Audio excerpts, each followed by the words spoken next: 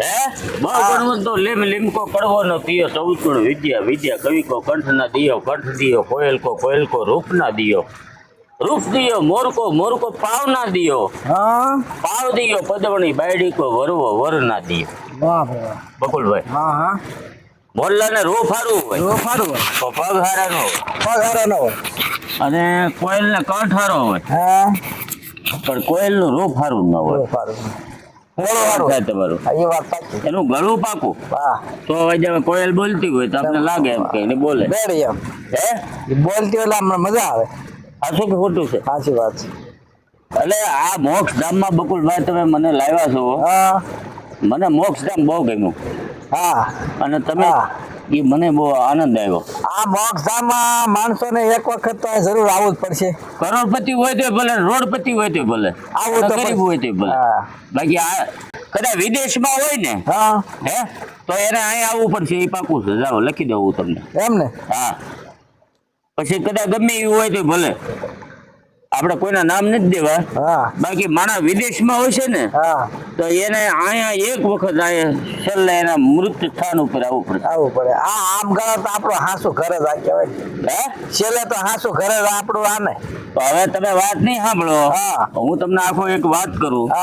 મારા ગુરુએ મને વાત કરી હતી, કઈ દઈ નહીં એમ કીધું. હવે એની એક ને એક દીકરી લાખુડી. લાખુભાઈ. એ લાખુ ને ખબર પડી કે ત્યાં લગી કે મારા બાપ ની શમશાન અર્થી ને હું અગ્નિ અડાડવા નહીં દઉં કે. ઓલો ભાઈ ઉઘરાણી વાળા કે ત્યાં લગી અગ્નિ દાહ નહીં દેવા દઉં હું. પેલા મને પૈસા આપો પછી અગ્નિ દાહ દેવા દે. હવે લાખો ને ખબર પડી. એટલે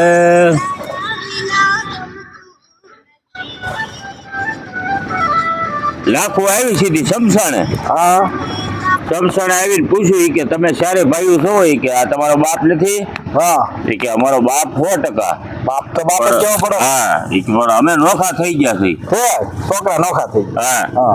હવે આમાં કોણ આપે પૈસા? બરોબર. હવે લાખોડી ઘરેણું લાવેલી એના હાહરિયામાંથી. એની દીકરી.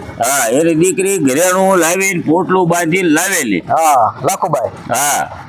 પછી ઓલા લેણા વાળાને પૂછ્યું કે તમે ભાઈ કોણ છો? કે ભાઈ મેં તમારા બાપુજીને 2 વર્ષ પહેલા પૈસા આપ્યા હતા. 8 લાખ રૂપિયા આપ્યા હતા. વ્યાજ નથી જોતું તો મને મૂળગા પૈસા આપો. બરોબર. તો હું હગાવા દઉં. લાખુડી કે 1 મિનિટ આઈને ઉભા રહ્યો.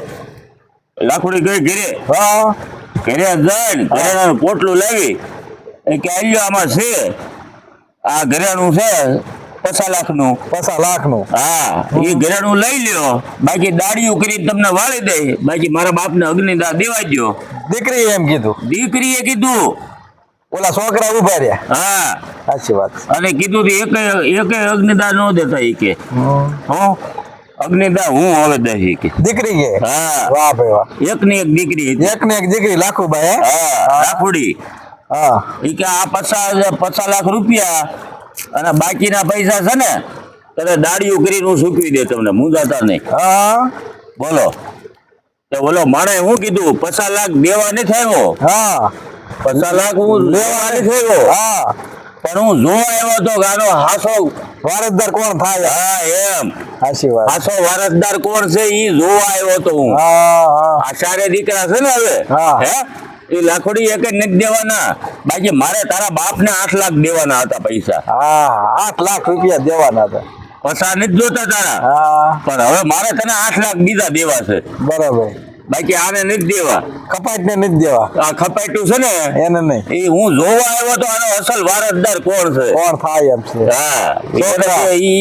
એટલે આવ્યો તો એ હિસાબે. હવે લાખોડી આ પાછા તારા આપ્યા ને 5 લાખ 50 લાખ ઈ તારા પાછા, અને હવે છે ને બીજા છે ને 8 લાખ રૂપિયા એ તારા બાપે મને આપ્યા હતા ઉછીના. એ 8 લાખ રૂપિયા લેતો જાય. દીકરીને દઈ દીધા. લાખોડી બોલી હતી કે ના ના આને કેવાય માણસ થાય. શું કેવાય? માણા ફેર નથી કેતા. માણે ફેર. એક દેતા ન મળે તાંબિયાના 13. બાકી માણા હોય ને એને માણસ માણસ ને કહેવાય ને માણસ. સાચી વાત. ઘણા કહેતા નથી માણા જેવો હતા, નથી કેતા.